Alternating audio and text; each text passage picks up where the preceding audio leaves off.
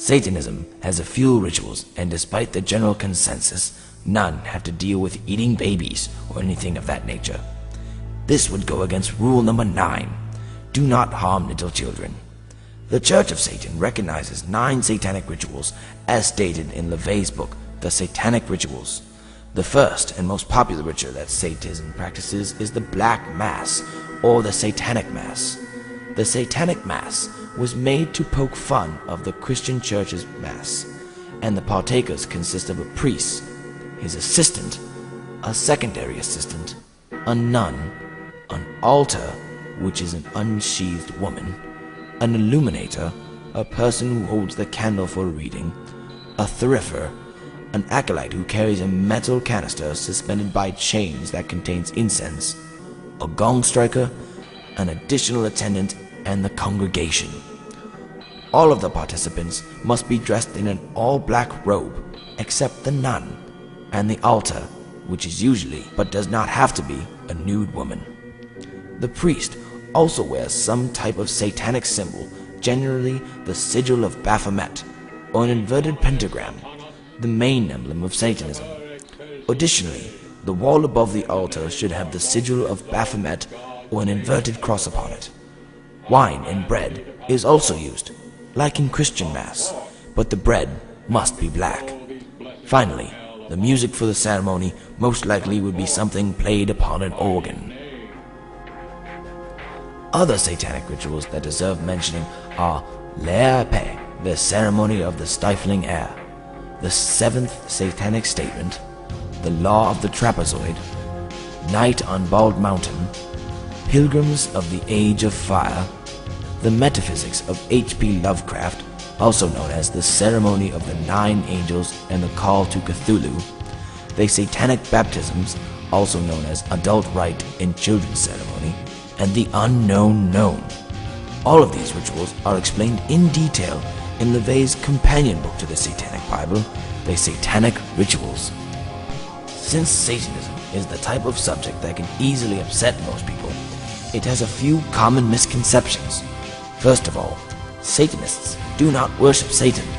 Instead, they believe in the idea of Satan going after their own self-interest, just as Lucifer did when he disobeyed Jehovah in Christianity.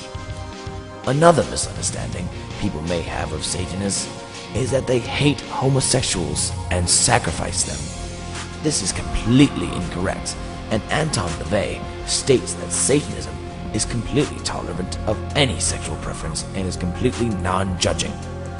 Anyone can be a Satanist, black or white, straight or gay. One of the biggest ideals of Satanism is the achievement of each person's desire, whether it is with a man or woman or multiple people. An additional misunderstanding people may have of Satanism is how Satanists sacrifice babies. This is untrue and breaks a golden rule of Satanism, the non-harming of children.